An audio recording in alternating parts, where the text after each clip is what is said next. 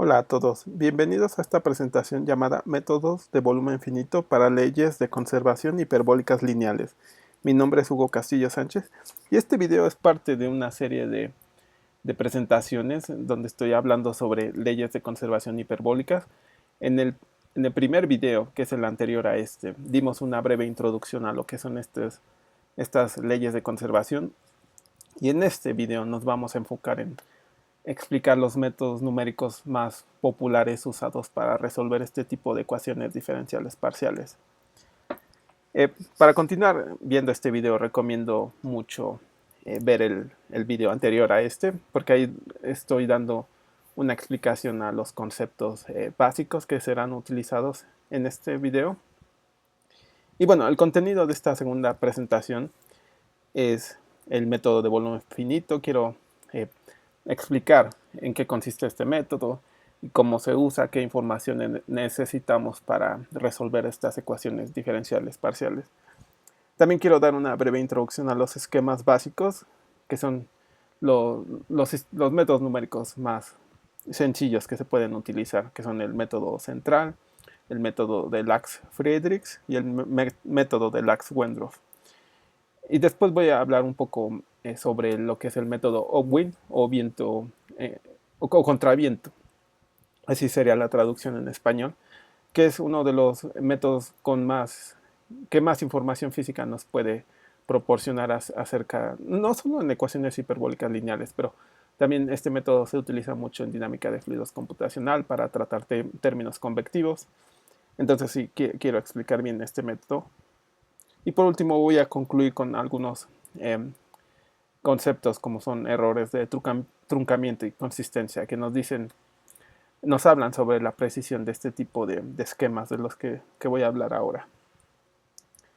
Y bueno, comencemos con el método de volumen finito. Ya en un video anterior que incluí en el canal, ya me dediqué a dar una presentación entera acerca del método de volumen finito usado en dinámica de fluidos computacionales. Aquí los conceptos son similares, entonces también recomiendo ver ese video de método de volumen finito. Y aquí, bueno, voy a explicar brevemente en qué consiste. Bueno, en el método de volumen finito, lo que queremos hacer es resolver las ecuaciones diferenciales parciales, leyes gobernantes, en una geometría bien definida. Es decir, podemos resolver estas ecuaciones en un canal, en una tubería. Entonces, imaginemos que tenemos un canal, entonces vamos a dividir este canal que tiene una cierta longitud, altura. Vamos a dividir ese canal en pequeñas celdas, en pequeños volúmenes finitos, se le conocen, que son pequeñas celdas que caracterizan al dominio completo.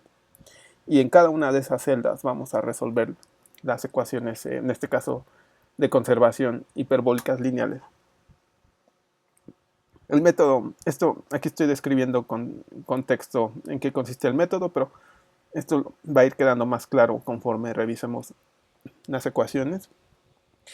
Por ejemplo, voy a hacer uso de esta figura. Aquí tenemos nuestra geometría, que puede ser un rectángulo. Tengo 3 celdas y cada celda va a estar definida por estos límites. Es decir, vamos a llamar la iésima celda de la malla.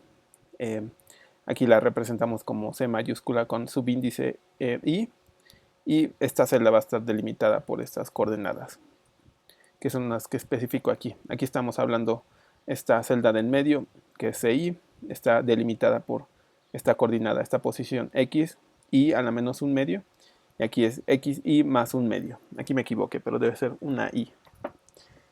Y nos dice la coordenada espacial, entonces estamos aquí a la izquierda, a la derecha, y sí, aquí está delimitada la celda CI. Y bueno, aquí vamos a hacer uso de esta definición, que es Q y N. N representa el paso de tiempo, el tiempo actual en el que estamos resolviendo eh, la ecuación diferencial. Esta es la solución en el tiempo N. Y Q mayúscula, en la celda I, que sería aquí. ¿Pero qué es Q? Q se define como el valor promedio dentro de la celda I en el tiempo Tn. Aquí, si ustedes recuerdan la definición que vimos en la presentación pasada, Q representa la solución del sistema de ecuaciones diferenciales parciales de la ley de conservación hiperbólica lineal. Entonces, lo que estamos haciendo es simplemente calcular la integral de esa solución Q en la dirección X. Es decir, recuerden que Q depende de la posición y del tiempo. Aquí en esta celda podemos tener, para cada coordenada vamos a tener un valor de X diferente. Podemos, por ejemplo, aquí en esta X aquí vamos a tener una Q diferente, aquí otra, y así en toda la celda. Pero con esta integral estamos sumando todos esos valores de Q dentro de este intervalo. Y después lo estamos dividiendo entre delta X, que delta X se le define como el tamaño de celda. Delta X únicamente sería esta longitud, de aquí a acá. Entonces Q es una aproximación de la solución de la ecuación diferencial parcial. Y si recuerden que el subíndice I representa la ubicación de la celda, entonces para esta celda CI vamos a tener este valor promedio, este valor Q, que es el valor promedio de la solución. Si por ejemplo aquí podríamos tener el valor de la solución en esta celda, sería representado por Q I más 1, y aquí en esta celda a la izquierda vamos a tener el valor promedio de la solución Q en la celda I menos 1. Y recuerden que n representa en el tiempo Tn. Y aquí, bueno, ya vamos a asumir que conocemos Q y N, que viene de esta definición. Si conocemos ese valor en el tiempo Tn, el objetivo del método de volumen finito es calcular un valor en el nuevo tiempo, en el tiempo futuro, que en este caso lo estamos representando como n más 1, que es en el próximo. Sí, este superíndice n más 1 representa la solución, el valor de Q en el paso de tiempo Tn más 1. Y bueno, ahora para resolver la ecuación diferencial parcial vamos a integrar la ley de conservación lineal. En el video anterior ya hice énfasis en que íbamos a enfocarnos en resolver la ecuación lineal de advección, que es esta que está entre paréntesis. Entonces vamos a integrar esa ecuación de conservación lineal. Recuerden que el subíndice T representa derivada temporal de Q con respecto al tiempo. Aquí me hace falta no, esta es la función de flux, que también tiene que ser derivada con respecto a X. Entonces tenemos que integrar esta ecuación lineal de advección en el tiempo y en el espacio. Aquí también me equivoqué, debe ser de Tn a Tn más 1. Aquí debe ser de la posición xi menos 1 medio a la posición xi más 1 medio. Y sabemos que esto debe ser igual a 0 porque la ecuación lineal de advección es no homogénea. Entonces integramos esta ecuación lineal de advección en el dominio espacio-temporal. Tenemos ecuación 3. Y ahora aplicando un poco de cálculo, el teorema fundamental del cálculo, vamos a separar las integrales. Esto es muy fácil de hacer. Ustedes pueden hacer el álgebra. Simplemente estamos resolviendo las integrales para cada uno de estos términos. Y vamos a obtener estas 4 integrales que tenemos. Aquí es la integral espacial de la solución Q en el tiempo nuevo, menos la integral espacial de la solución Q en el tiempo n, en el tiempo anterior. Esto debe ser igual a la integral temporal de la función de flux en la posición xi menos 1 medio, menos la integral temporal de la función de flux, pero en esta coordenada xi más 1 medio. Sí. Y ahora ustedes pueden empezar a reconocer estas integrales, qué forma van a adoptar. Aquí les voy a ayudar, que aquí va a aparecer queremos obtener una ecuación que esté en función de los valores promedios.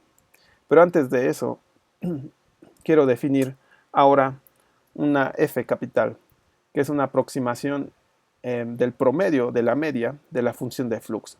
Recuerden que la función de flux es f, entonces f capital en esta coordenada, en el tiempo n, es igual a 1 entre el delta t, que es la diferencia entre tn más 1 menos tn, y luego la integral temporal de la función de flux. Entonces f capital es solo el promedio de esta función de flux, es para este caso. Y bueno,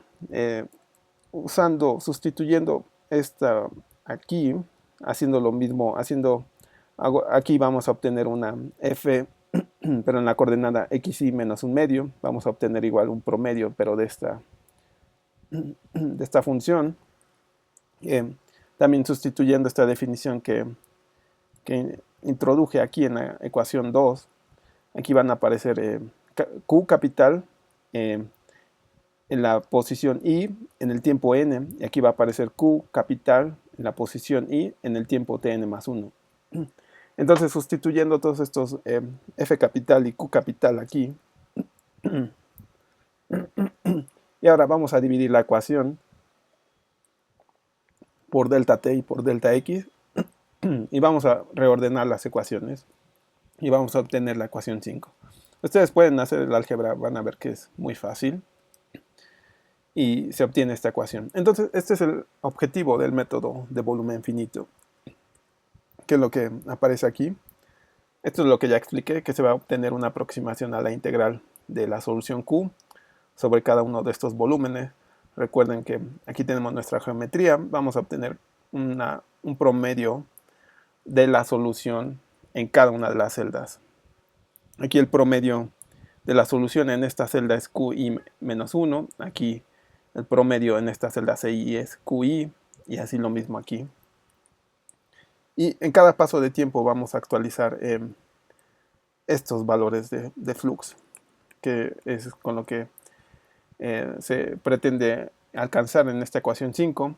Esta ecuación 5 nos va a dar la solución en la celda I en el tiempo nuevo, que es lo que queremos calcular.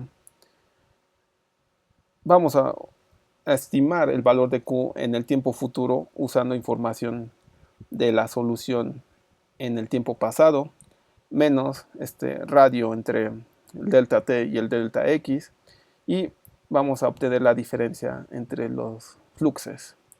Es decir, vamos a obtener este valor, fi más un medio, que es el valor de f en esta frontera, y lo vamos a restar con el valor de f, el flux que pasa en esta frontera. Y así es como vamos a obtener el valor de Q en el tiempo futuro, en el tiempo tn más 1. El problema, bueno, aquí tenemos una ecuación que nos va a ayudar a obtener Q y n más 1, pero esta ecuación todavía no la podemos evaluar, ya que Q, recuerden que f capital depende de Q. Bueno, en realidad f depende de la función de flux, pero la función de flux depende de Q, que es la solución exacta de la ecuación diferencial parcial, esta que está dentro. Y también recuerden que Q capital es la integral de Q minúscula, que es la solución de la ecuación diferencial parcial. Entonces todavía no podemos evaluar ecuación 5, porque no tenemos la solución exacta con la que podamos trabajar. Pero en métodos de volumen finito nos encargamos de aproximar los promedios, los fluxes, estos Fs capitales, y vamos a aproximarlo usando valores de las celdas vecinas. Es decir, aquí, para calcular Fi más un medio, vamos a utilizar los valores de QI y QI más 1, y para evaluar el flux en esta frontera vamos a usar los valores de Q en esta celda y el valor de Q aquí, porque son las celdas que están interactuando entre sí. El flux está cruzando en esta frontera entre estas dos celdas, y lo mismo para esta F, que estas dos celdas están interactuando, están juntas y el flux está atravesando en ellas, a través de ellas, está pasando a través de ellas. Entonces, este f va a ser una función de lo que le decía, de la solución del Q capital, el promedio, en esta celda, y de Q en la celda CI, que es lo que quiero decir aquí. Entonces el método de volumen finito se convierte en ecuación 6, que en realidad no cambia mucho con respecto a la ecuación 5, pero introdujimos esta f, que nos dice que esta f curveada son los valores de flux que están siendo aproximados usando los valores de Q en las celdas vecinas. Por ejemplo, aquí, en este caso, esta F, que aquí está cruzando esta función de flux, y aquí está interactuando QI n-1 y QI. Entonces necesitamos especificar una función f curveada que nos ayude a aproximar los fluxes a partir de estos dos valores. Entonces esta ecuación 6 es ustedes si están familiarizados con métodos numéricos, esta es una ecuación, método numérico de tipo Euler explícito o Euler, donde todo lo que está del lado izquierdo es la solución que queremos calcular en el tiempo futuro, n+1, y del lado derecho tenemos todos los términos dependen del tiempo pasado, que en este caso es n. Entonces este es un método de Euler explícito o Euler, y decimos que es un método explícito con un stencil de 3 puntos. Es decir, para evaluar Q y n+1 necesitamos solo 3 puntos, que en este caso sería la solución de Q en la celda I en el tiempo n. Necesitamos aquí un valor, este es el mismo, aquí necesitamos este valor, son 2, y aquí necesitamos también el valor de Q en esta celda. Entonces necesitamos 1, 2 y 3 puntos para evaluar la solución en el tiempo futuro. Y una vez que especifiquemos estas funciones curveadas, ya tenemos un método completamente discreto. Ya podemos calcular la solución Q y n+1.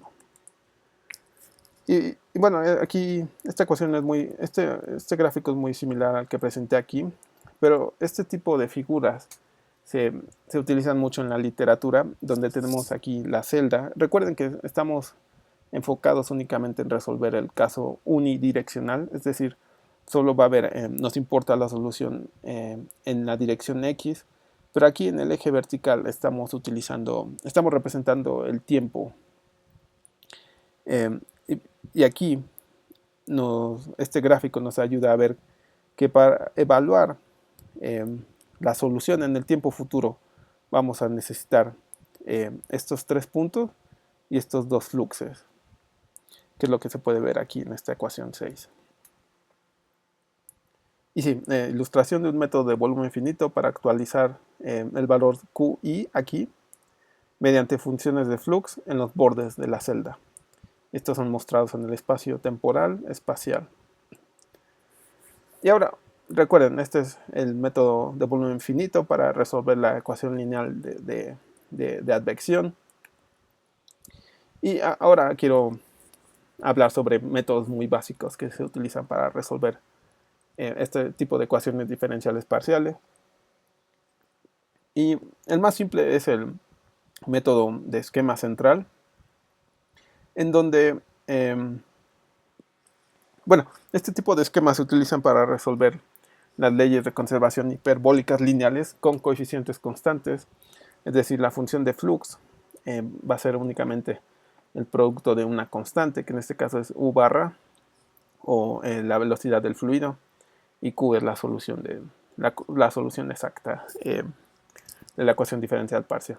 Entonces, en el esquema central, únicamente vamos a definir la función de flux capital, el promedio. Recuerden que f capital es el promedio de la función de flux. Entonces en el esquema central lo especificamos así, que en realidad es solo un promedio entre el valor de f, recuerden que f es esta función, evaluado en q y n, más el valor de f, evaluado en la celda i más 1, en el tiempo n. Y esto, si sustituimos esta función de f aquí, vamos a obtener esta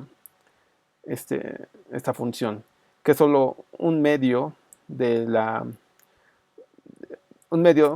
multiplicado por el producto de la velocidad del fluido por la suma entre el valor de q en la celda central más el valor de q en la celda derecha. Entonces esto solo es un promedio. Solo estamos tomando estos dos valores aquí, izquierda, derecha, los dividimos entre 2 y lo multiplicamos por la velocidad del fluido. Y así es como calculamos el flux, la función de flux en esta frontera. En este caso, usando el esquema central ahora para evaluar la función de flux aquí, vamos a utilizar este valor en la izquierda más este valor de la derecha, dividiéndolo entre 2 y multiplicándolo por la velocidad del fluido, o U barra. Y sustituyendo estas ecuaciones en la ecuación 6, vamos a obtener esta ecuación 8, que es la función de flux. Esta nos permite derivar la ecuación para la solución Q en el tiempo futuro. Y pueden ver que es una ecuación muy simple. Solamente utilizamos un promedio aritmético entre los valores de Q en la celda izquierda, Q y N, y en la celda derecha, Q y más 1, N. Entonces ya tenemos el esquema más básico. El problema es que, a pesar de que es una ecuación muy simple, solamente necesitas 3 valores, 1, 2, 3. Necesitas el valor de delta t y el valor de las celdas de tu malla. El valor el tamaño de celda de tu malla, de cada una de las celdas de tu malla. Ya puedes calcular el valor de Q en el nuevo tiempo. Pero a pesar de su simplicidad, no se recomienda usar este esquema porque es un esquema inestable para problemas hiperbólicos. Es decir que si tú decides utilizar este esquema, vas a observar oscilaciones en tu solución. Soluciones que no son físicas, no son físicamente válidas, porque esas oscilaciones no representan la física de la ley de conservación de advección. Entonces no se recomienda usarlo bajo determinadas condiciones. Se puede usar, pero en general no es recomendable. Y esto existen diferentes razones donde se puede demostrar que este método es inestable. Pero este método nos ayuda a dar una introducción a los métodos subsecuentes. En este caso, el esquema de Lax-Friedrichs, que este esquema pretende mejorar la estabilidad del esquema central, que es el que vimos aquí. Y para mejorar la estabilidad del esquema central, consideramos una media aritmética del término Q y N. Es decir que aquí vamos a tomar esta ecuación. Lo que hace el esquema de Lax-Friedrichs es tomar la ecuación del esquema central, que es la ecuación 10, y aquí Q y N lo sustituye por este promedio, que es Lax y Friedrichs toman el valor de la celda en la izquierda y toman el valor de Q en la celda derecha y obtienen este promedio y lo sustituyen aquí. Ustedes pueden comparar la ecuación 10 con la ecuación 12 y pueden ver que la única diferencia es que aquí el Lax-Friedrichs incluye este promedio. Entonces tenemos la ecuación de método de volumen infinito para el esquema Lax-Friedrichs y aquí se definió la función de flux que sí, tiene estos términos. Aquí se incluye esta diferencia. El valor de Q en la celda derecha más el valor de Q en la celda central multiplicado por U barra entre 2 y luego le restas este valor. Entonces, si sustituyes si también defines la f capital para la celda, o bueno, para esta frontera, vas a obtener una definición similar. Y si sustituyes esos valores de f en la ecuación 6, vas a obtener la ecuación 12. Y sí. Y bueno, también para aquellos que están familiarizados con métodos numéricos, ustedes pueden medio reconocer este número adimensional, que vamos a hablar de ese número en unas diapositivas más adelante. Este producto de la velocidad multiplicado por delta t dividido entre delta x es un número adimensional muy importante en dinámica de fluidos. Y es una de las razones, también aparece aquí en el esquema central, es una de las razones por las que el esquema central es inestable. Si este grupo adimensional excede un límite, este esquema va a exhibir oscilaciones no físicas. Pero el esquema de Lax-Friedrichs ayuda a prevenir esa inestabilidad en el método de volumen finito, que es aquí ecuación 12. También tenemos el esquema de Lax-Wendorf, que es el más estable de los tres. Y para derivar este esquema que aparece aquí aquí aparece la función de flux, f capital para el método Lax-Wendorf. Y si sustituyes esto en la ecuación 6, obtienes esta ecuación que evalúa el valor de Q en el tiempo futuro, pero ahora es una ecuación más compleja, tiene más términos, así que la ecuación 14, y este es mucho más estable. Y Lax-Wendorf derivaron este método, este esquema, usando expansiones en serie de Taylor, con el objetivo de obtener una precisión de segundo orden para la solución Q mayúscula. No voy a demostrar aquí cómo se obtiene esta ecuación 14, pero lo que básicamente ellos hicieron, ustedes lo pueden intentar en su casa, que matemáticamente es muy fácil de obtener. Únicamente se considera esta relación que ustedes pueden reconocer que esta es la ecuación lineal de advección, la original. Únicamente pasamos el término advectivo del lado derecho, y de aquí, usando algunas relaciones matemáticas, se puede deducir que la segunda derivada temporal de Q es igual al el cuadrado de U barra multiplicado por la doble derivada espacial de Q. Y después asumimos que Q es una función suave. Entonces utilizamos una expansión de Taylor para Q, donde se derivan las siguientes ecuaciones para la función de flux numérico y para Q y n más 1. Entonces, sí, este método tiene una precisión de segundo orden, es mucho más estable que el esquema central y el método de Lax-Friedrichs. Entonces sí, se recomienda usar mejor este método. Ahora el método de Owen, o contra el viento, sería la traducción en español. Ya también en uno de mis videos que se pueden encontrar en este canal, ya también me dediqué a hablar ya le dediqué una presentación para hablar sobre este método de Owen en dinámica de fluidos computacional. Pero aquí también es importante mencionarlo porque es relevante en la solución de sistemas hiperbólicos lineales o leyes de conservación hiperbólicas lineales. Entonces, los métodos que vimos, estos son métodos centrados, es decir, y también son simétricos respecto al punto donde estamos actualizando la solución. Como pueden ver aquí en las funciones de flux, siempre consideramos valores para evaluar los fluxos. Aquí en estas fronteras siempre utilizamos el valor de Q en la celda derecha, el valor de Q en la celda central. También utilizamos aquí este valor en la celda izquierda para evaluar esta F en esta frontera. Entonces, esos métodos son centrados, son simétricos. Pero para problemas hiperbólicos, que son el tipo de ecuaciones que estamos interesados en resolver, se espera que la información, es decir, la solución, se propague a medida que las ondas se mueven a lo largo de las características.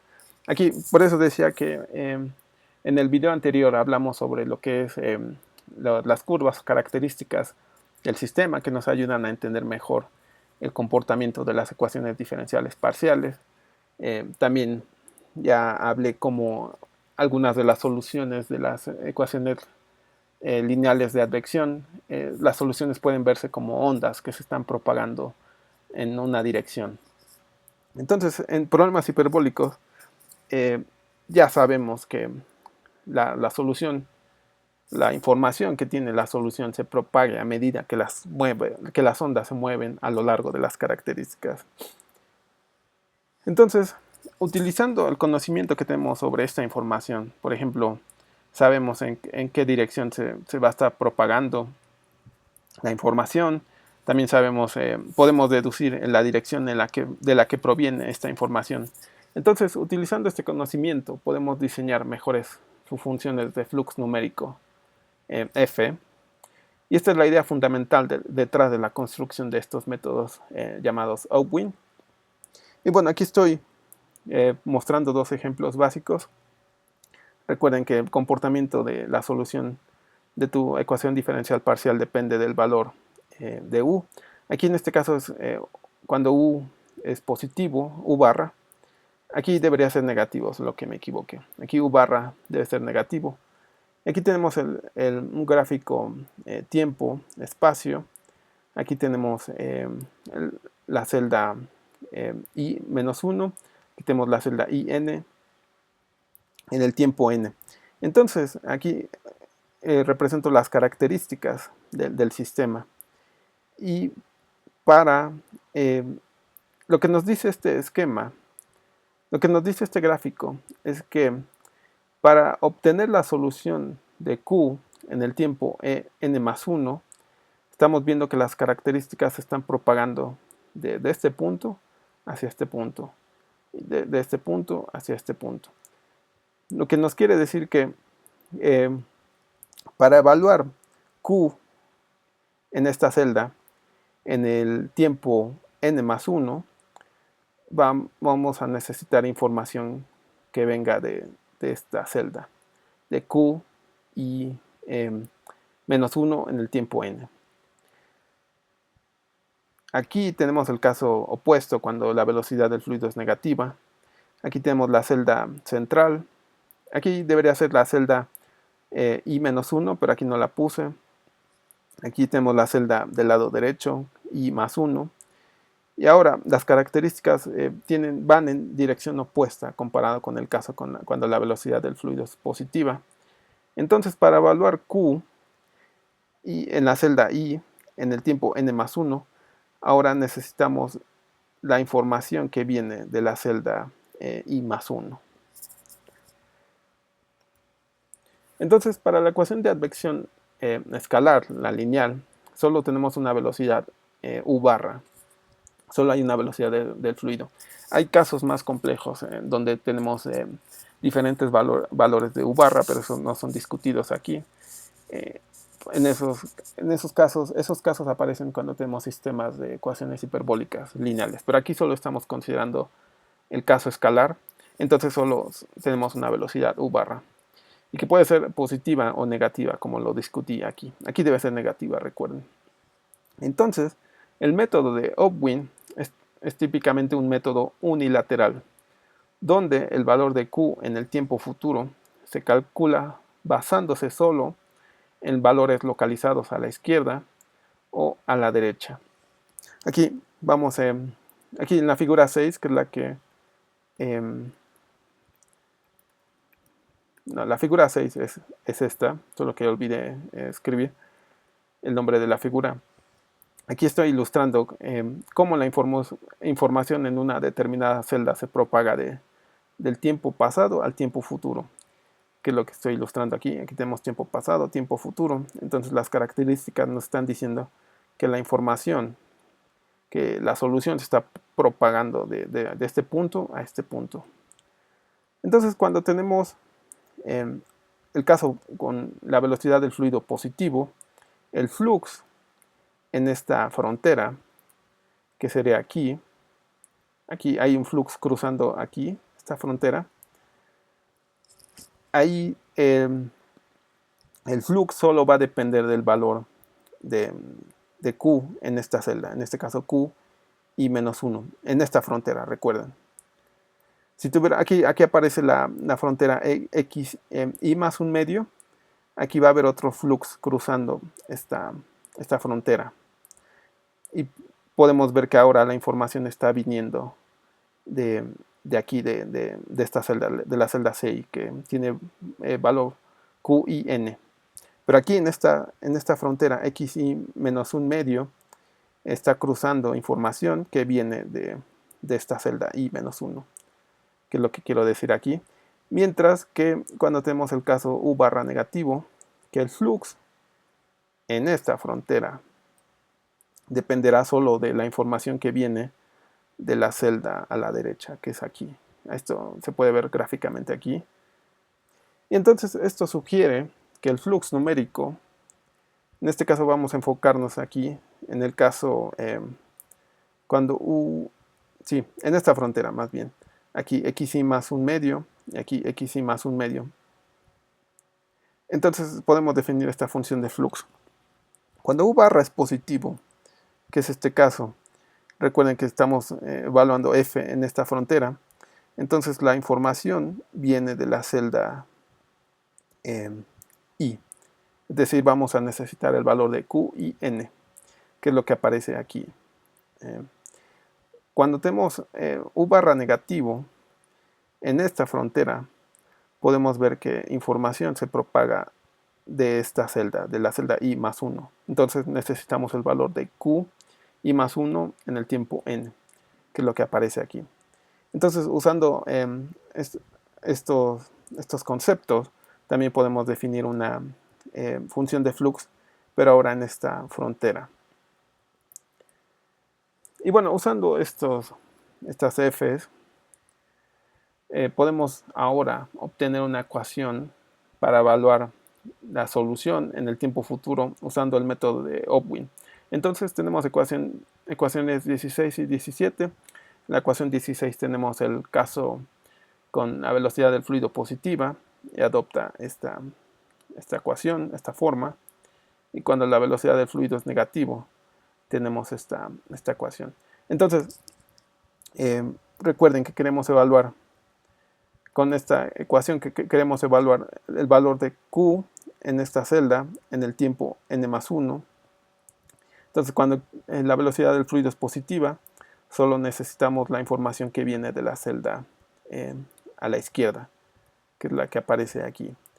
Pero cuando la velocidad del fluido es negativo, queremos evaluar el valor de Q aquí en el tiempo n más 1 y necesitamos solo la información que viene de la celda derecha, que es lo que aparece aquí. Y ese es el significado de estas ecuaciones.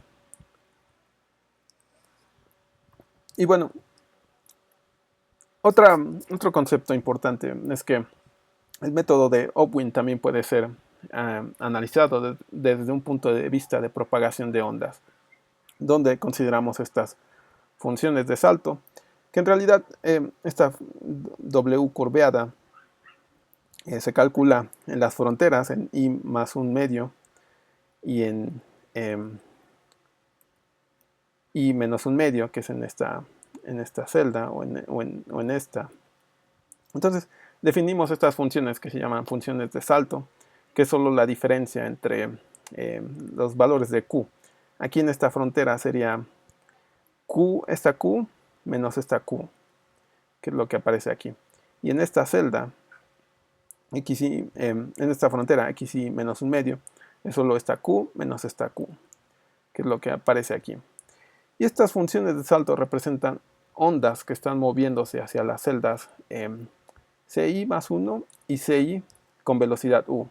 Entonces sí, esto es un concepto físico importante que se utiliza también en la solución de ecuaciones hiperbólicas lineales. Entonces estas ecuaciones 16 y 17 se transforman en ecuaciones 19 y 20 utilizando estas definiciones. Y bueno, aquí quiero mostrar un ejemplo de estas funciones de salto. Aquí en esta figura 7, hasta abajo, tenemos tenemos la celda a la izquierda, celda central, celda derecha.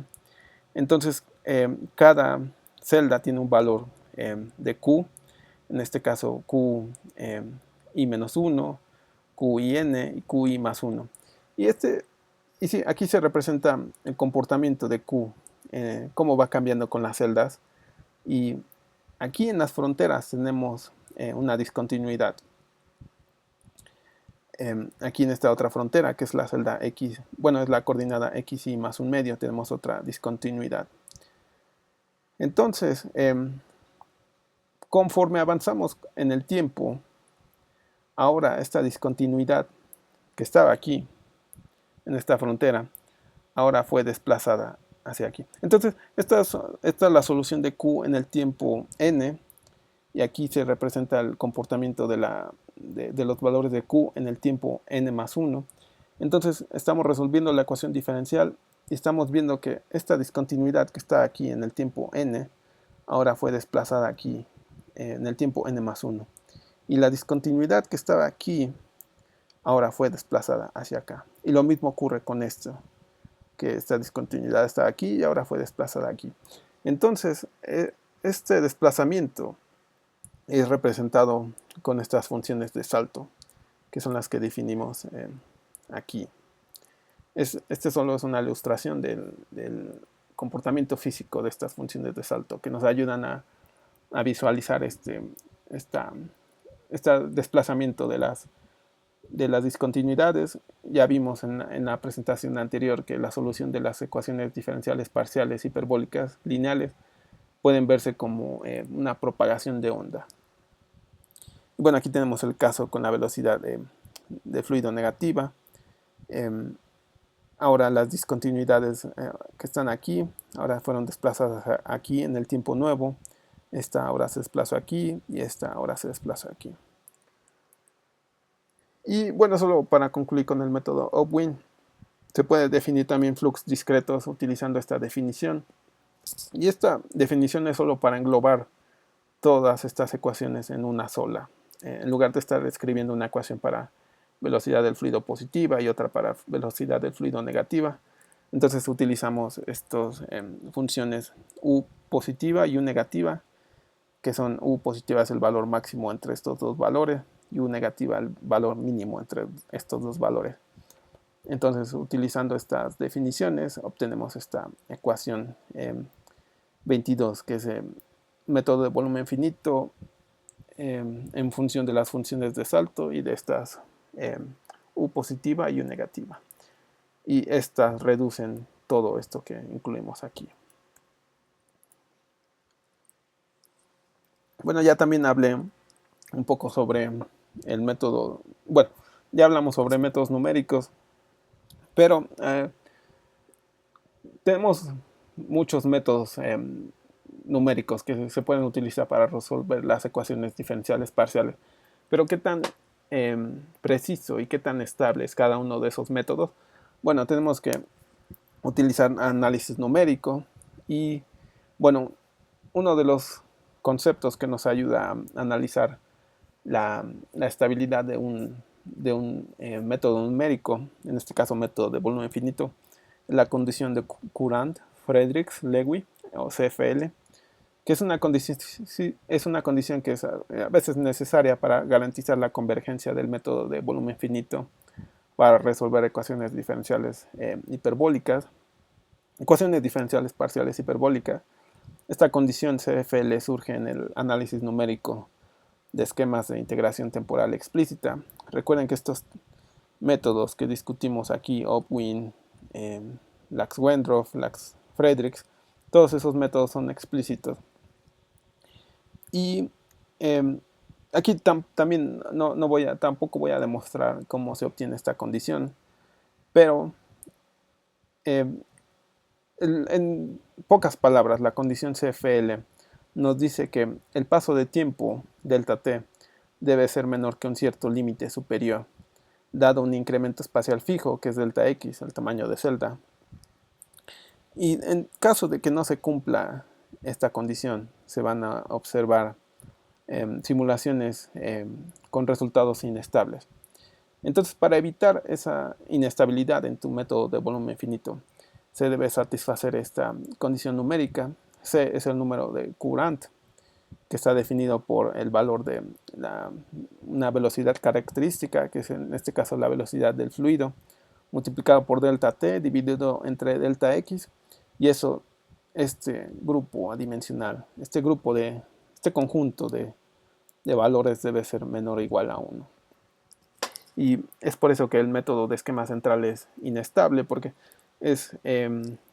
sí, a veces es muy difícil conseguir esta condición, que se respete esta condición. Y ahora quiero hablar un poco sobre lo que es error de truncamiento local. El análisis de errores de truncamiento local nos dicen mucho sobre la precisión del método numérico que estás utilizando. Y para definir lo que es consistencia y error de truncamiento local, necesitamos definir esta ecuación 24, que representa cualquier método numérico explícito, que se puede escribir como esta ecuación 24, que si ustedes ven, todo lo que está del lado izquierdo es el valor de la ecuación diferencial parcial en el tiempo futuro, y todo del lado derecho tenemos todos los términos evaluados en el tiempo n. Entonces, sí, ese n representa el operador numérico que aproxima la solución en el paso de tiempo tn más 1, en el tiempo futuro. Entonces, esta n curveada, por ejemplo, si tomáramos el método de Opwin, esta c, lo que está del lado izquierdo, sería el valor de q en el tiempo futuro, y todo esto que está en el lado izquierdo, no, en el lado derecho, está siendo representado por este operador n. Y así todos estos métodos que discutimos pueden ser representados así, con esa aquí, lado izquierdo, todo lo que está del lado derecho, n curveada sería todo esto para el caso del Lax-Wendroff, para el caso del Lax-Friedrichs, n curveada sería todo esto, y así. Entonces todo método numérico explícito puede escribirse así.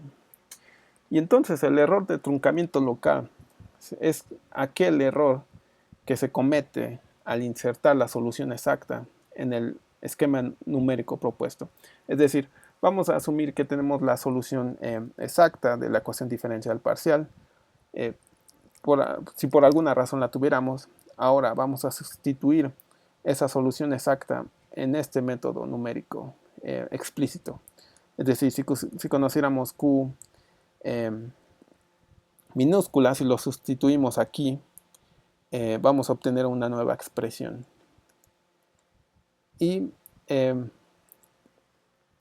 sí, entonces el error de truncamiento local se define como tau n y es calculado como 1 entre delta t multiplicado por la diferencia entre el operador evaluado con la solución exacta. Recuerden, si tenemos la solución exacta, la sustituimos en el operador n, y luego eso que obtengamos lo vamos a restar por la solución exacta en el tiempo futuro. Y si obtenemos esta diferencia y la dividimos entre delta t, vamos a obtener el error de truncamiento local. Entonces, un método de volumen finito se considera consistente si reducimos la malla y el tamaño del paso, los términos de error de truncamiento local pudieran aproximarse a cero. Es decir, un método va a ser consistente si esta diferencia va a ser muy, muy pequeña. Y si lo conseguimos, ese método se va a considerar consistente. Es decir, si va a ser muy preciso. Este tipo de análisis se utiliza mucho en análisis numérico para estudiar métodos numéricos. Y bueno, aquí tengo un ejemplo para el caso de método de Opwin, que es lo que discutimos aquí. Vamos a tomar esta ecuación y vamos a analizarla. Y vamos a aplicar a este método la solución exacta que está siendo representada de esta forma, Q. Entonces la Q la sustituyes aquí. Recuerden que el operador n es todo esto que está a la derecha. Vamos a sustituir Q aquí en este operador n, y esto lo obtenemos aquí. Recuerden, Q aquí lo sustituimos, entonces tenemos esto, Q en la coordenada y en el tiempo n, menos todo esto multiplicado por Q, la solución exacta, pero ahora en en la posición y en el tiempo n. Y Q aquí sustituida es Q en la coordenada y menos 1, evaluada en el tiempo n, y lo restamos por con el valor de Q en el tiempo futuro. Entonces de aquí también consideramos, tenemos todo esto que es el error de truncamiento local, y después vamos a también considerar la condición de Courant. Tenemos que satisfacer que delta, sí, todo este producto debe ser menor o igual a 1. Y también ahora vamos a utilizar series de Taylor para aproximar estos términos, este y este. Vamos a usar series de Taylor. Lo que obtengamos lo sustituimos aquí, y haciendo álgebra, restando términos, agrupando términos, y se puede demostrar que el error de truncamiento local se puede reducir a la ecuación 28. Que aquí tenemos, va a aparecer este número adimensional, que es el número de Courant, que ya apareció aquí. También agrupamos términos y obtenemos esta ecuación. Y como pueden ver, este error de truncamiento local tiene términos de orden delta t al cuadrado, pero en inglés se le dice the leading order, el orden, el término mayoritario, el término que domina, va a depender de delta x, y delta x está elevado a la potencia 1.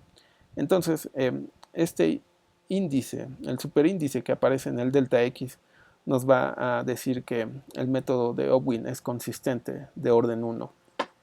Es decir, si tenemos un valor suficientemente pequeño, la única forma de que podamos reducir este error de truncamiento local es que delta x, es decir, el tamaño de nuestra celda, sea muy pequeño.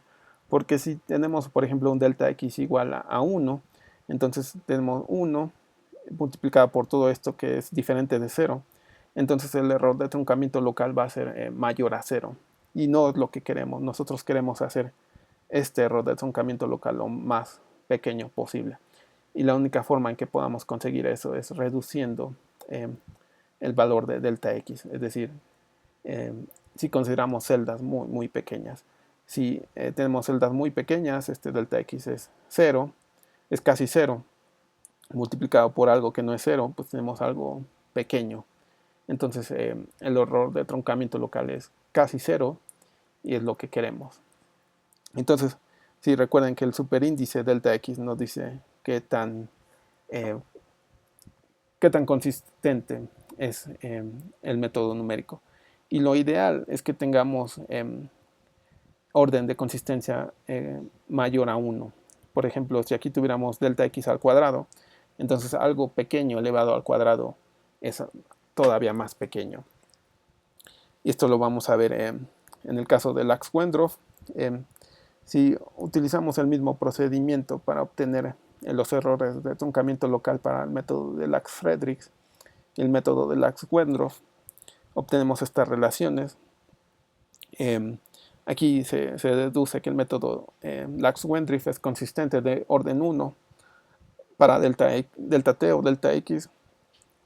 Lo mismo que en el caso de Opwin, necesitamos hacer delta x pequeño para que el error de truncamiento sea casi 0.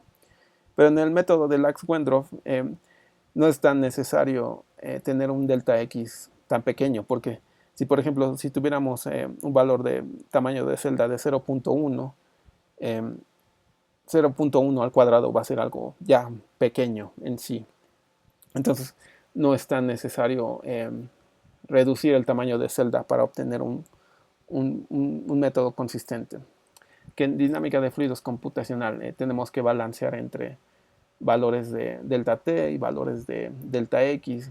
Obviamente es mejor, se conseguirían soluciones más exactas si tuviéramos delta x pequeñas, pero el delta x pequeñas implican celdas pequeñas, lo que demoraría mucho resolver las ecuaciones diferenciales parciales en cada una de esas celdas pequeñas.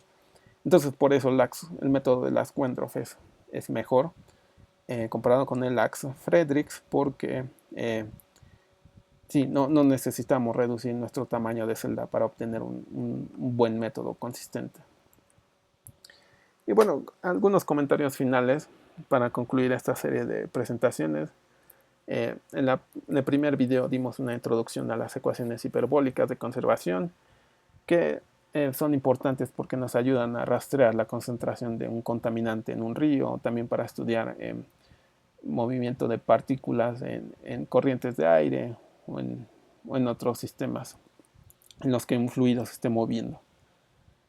En esta presentación vimos que los métodos de volumen finito son los métodos numéricos más eficaces para resolver este tipo de ecuaciones. También en la presentación anterior discutimos sobre por qué los métodos de diferencias finitas no son buenos candidatos, porque no pueden no pueden ser usados para lidiar con discontinuidades. Aquí en esta presentación discutimos algunos métodos para resolver leyes de conservación hiperbólicas lineales. Hablamos sobre esquema central, Lax-Friedrichs, Lax-Wendorf y el método de Opwin. Ya vimos que el esquema de Lax-Wendorf es consistente de orden 2, que eso es muy bueno, pero a pesar de eso el método de Opwin se utiliza más porque tiene un significado físico mucho más relevante. Ya vimos que el método de Opwin considera dirección de la propagación de la solución, también considera a partir de qué celda se está propagando la solución. Entonces, esa información es más relevante para obtener soluciones más físicamente reales.